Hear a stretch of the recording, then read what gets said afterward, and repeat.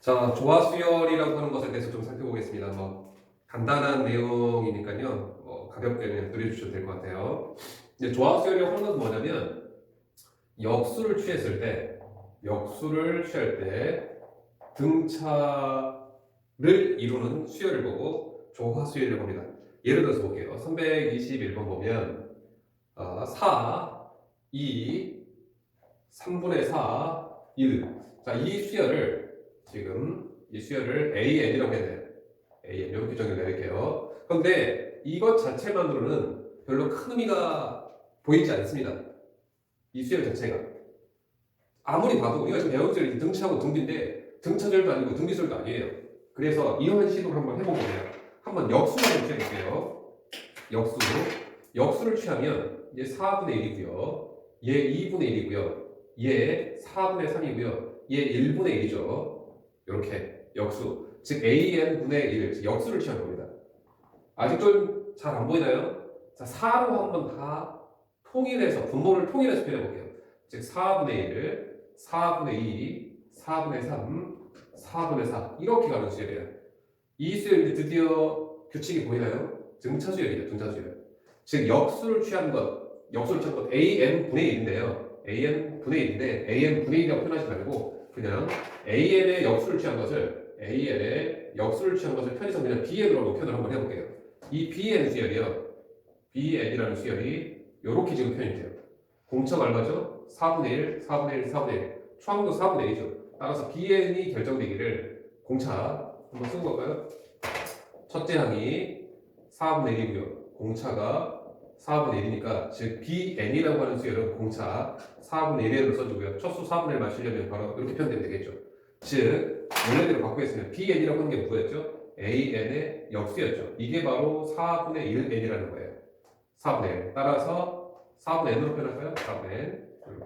즉 결과적으로 최종 다시 이제 역수 취할 거니까 다시 역수를 취하면 AN이 N분의 4로 가는 이러한 일반항을 갖게 되더라. 한번 확인해 보겠습니다. 첫 수는 4 맞고요. 두 번째 수 2분의 4 맞죠? 세 번째 수 3분의 4 맞죠? 네 번째 수 4분의 4 맞죠? 이렇게 해서 역수를 취한 이 BN 수열이 등차를 이루는 걸 보고 조화수열을 본다라는 거예요. 그럼 그래서 결국은 조화수열의 문제는 모두 역수를 취해서 등차 해석을 해야 될 겁니다. 등차 해석을 역수만 취해서요. 328번 볼게요. 328번 보면 네 번째 항이 6이고요. 네 번째 항이 6이고요. 그 다음에 다섯 번째 항, 여섯 번째 항이 4인 이러한 조화수열이 있답니다. 얘가 조화수열이래요. A4, A6 이 조화수열이랍니다. 그러면 우리는 여기에서 무엇을 한다고요? 역수를 취할 거라고요. 역수를 취하면 어쨌든 A1분의 1, A2분의 1, A3분의 1 있겠죠. A4분의 1, 그 다음에 A6분의 1, 중간은 분명히 A5분의 1 있겠죠. A5분의 1 이런 식으로 얘가 바로 등차수열이라는 얘기예요. 등차수열. 역수를 취한 게 등차수열입니다. 그런데 A4분의 1, A5분의 1, A6분의 1 생각하면 힘드니까 여기에서 역수 취한 즉 AN분의 1 역수를 취한 것을 편의상 BN으로 표현할게요. 그럼 이것은 무슨 뜻이냐? 이거 B4가 되겠죠. B4, B5가 되겠죠. B6이 되겠죠. B6이 이것이 지금 등차수열이 이룬다는 얘기예요. 등차수열. 그런데 이 B4가 얼마라고 했습니까? 6분의 1이죠. A4가 6이니까요. 역수 취하는 것. B4는 6분의 1이고요. A6이 4니까요. B6은 얼마일까요? 4분의 1이 되겠죠. 이렇게 B4는 지금 6분의 1이고요. B6은 지금 4분의 1입니다. 결국 얘가 지금 등차수열을 이룬답니다. 어떤 일반은 결정해야 돼요. 따라서 BN 결정하겠습니다. BN. 얘 B4라고 하는 것은 무엇이냐면요. B1 더하기 3D. 등차니까요. 공차 D라고 쓸게요. 얘가 6분의 1이고요. 그 다음에 B6은 B1 플러스 5D죠. 얘가 4분의 1이랍니다. 바로 연립할게요. 연립을 할 수 있으니까 2D가 12분의 1인가요? 따라서 이 두 개 연립을 하게 되면 D 값이요 24분의 1이 나오고요. D 값이 24분의 1 나왔습니다. B1도 24분의 1이 나오겠네요. 따라서 결국은 BN이라는 등차 조열이 결정되기를 공차가 24분의 1이니까요. 24분의 1N 쓰고요. 첫수 24분의 1이니까 첫수 상수 없어도 되겠네요. 따라서 24분의 N이라고 쓰겠습니다. 그럼 다시 제대로 다시 역수를 취하게 되면 bn이 n분의 24니까요. 결국은 an은 다시 역수 취하면 되니까 n분의 24가 되겠죠. 이게 바로 이 수열의 일반항이라는 겁니다. a10은 10분의 24, 약분해서 5분의 10이라고 답을 해줘도 되겠죠. 자, 그 다음에 331번 보면 5분의 1, x 11분의 1, 자, y가 조화수열을 이룬답니다. 조화수열이요. 자, 그렇다고 한다면 우리가 등차 수열에서의 어떤 한 몇 개 사이에서 관계식, 등차 중앙이죠. 등차 중앙을 이용하기 위해서 이것도 마찬가지로 역수를 취하겠습니다. 역수를 취하면 5, x분의 1, 11, y분의 1 이것이 등차를 이룬다라고 우리는 해석할 수 있겠죠.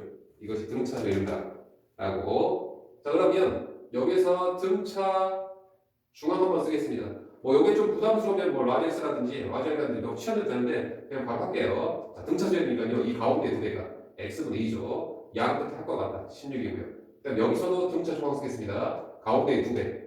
22죠. 22가 양 끝에 합과 같다. x분의 1 더하기 y분의 1과 같다. 따라서 여기서 x는 8분의 1이 나왔고요. x가 8분의 1이 나왔으니까 y는 16분의 1이 나오나요? 16분의 1 이렇게 나오겠습니다. 14네요. 14. x가 8분의 1이니까 여기는 8이고요. 8이면 14. 14분의 y분의 1이 14니까요. y는 14분의 1 되면서 최종 결과가 얻어지겠습니다.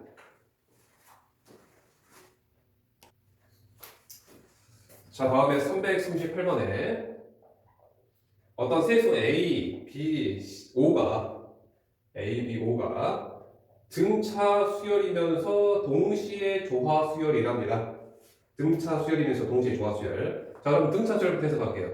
등차 중앙 가운데의 두 배의 값이 양 끝에 합과 같다. 그다음 두 번째 조화 수열 해석하겠습니다. 조화 수열 해석하려면 얘를 역수를 취해야 되겠죠. 역수를 취하면 b분의 1이고요. 얘는 a분의 1이고요. 얘는 5분의 1이죠. 이렇게. 그럼 가운데의 두 배의 값이 즉 b분의 2죠. 가운데의 두 배의 값이 양 끝에 합과 같다. a분의 1 더하기 5분의 1의 합과 같다. 이 두 조건을 이용해서 A값, B값을 지금 구해낼 생각이에요. 일단은 두 개를 연립을 해야 되는데 여기서 1차식이니까요. 1차식 A를 수고하겠습니다. 여기에서 A는 2B-5니까요. 2B-5를 여기다가 대입할게요. 여기다가 그럼 결국은 B분의 2는 A가 2B-5. 자, 요거 이제 B에 관한 방정식만 풀면 되겠죠. 자, 분수 나왔으니까 일단은 양면에 b하고 2b-하고 5를 지울 수 있는 무엇을 곱할 생각이냐면 5하고 b하고 2b-5를 곱해내면 분모가 다 사라지겠죠. 자, 그럼 여기에는 5b-5 이 값을 곱하게 되면 b 하나는 약분되고요. 자, 2배의 5 있고요. 그 다음에 2b- 이렇게 있겠죠. 자, 요 항은 2b-5분의 1에다가 요거 곱할 거니까 2b-는 약분되면서 5b만 남겠네요. 그 다음 요 항은 얘를 곱하게 되면 5는 하나 약분되고 b하고 2b- 이렇게 남게 돼요. 자, 정리하겠습니다. 10이니까요. 자, 20b 마이너스 50은 5b 더하기 2b 제곱 마이너스 5b 이렇게 되네요. 자, 정리. 5b 사라지고요. 2b의 제곱 넘어올게요. 2b의 제곱 마이너스 20b 플러스 50 이퀄 0. 얼마로 2로 나눠지네요. 2로 나누면 b의 제곱 마이너스 10b 25네요. 자, 인수분해가 특별하게 완전 정치로 인수분해가 되네요. b-5의 제곱 이퀄 0이니까요. 따라서 b 값은 5가 되고요. b 값이 5니까요. a 값도 5가 되면서 해석이 되겠습니다. 여기서 참고로 실제로 이 상황이 어떤 상황 a 값이 5고요. b 값이 5니까 결국은 이것은 어떠한 모양새였어야 되냐면요. a 값 5, b 값 5, 즉 5인 경우가 가능하다는 얘기입니다. 자, 그러면 얘는 공차가 여기 등차 수열이죠. 또 역수 취해도 등차 수열, 그러니까 역수 취해도 등차 수열이 이루어져, 즉 조화 수열이 되죠. 참고로 어떠한 수열이 등차 수열이면서 동시에 조화 수열을 만족한다는 얘기는 결국 이런 것처럼 모든 항이 같은 수열, 상수 수열이라고 합니다. 모든 항이 만족한다면 모든 항이 동일한 그러한 수열만 가능하다는 얘기다. 그러한 수열을 우리가 상수 수열이라고 해요. 상수. 모두 같은 수열만 가능하다는 것. 참고로 그만 해주세요. 참고만 굳이 뭐 외우려고 할 필요는 없고요. 자, 그다음 342번. 집에서 학교까지 거리는 12km랍니다. 집이고요. 학교라고 합시다. 집에서 학교까지 가는데 12km입니다. 근데 갈 때는 2km/h로 갔습니다. 갈 때는 조금 천천히 가네요. 2km/h로 갔고요.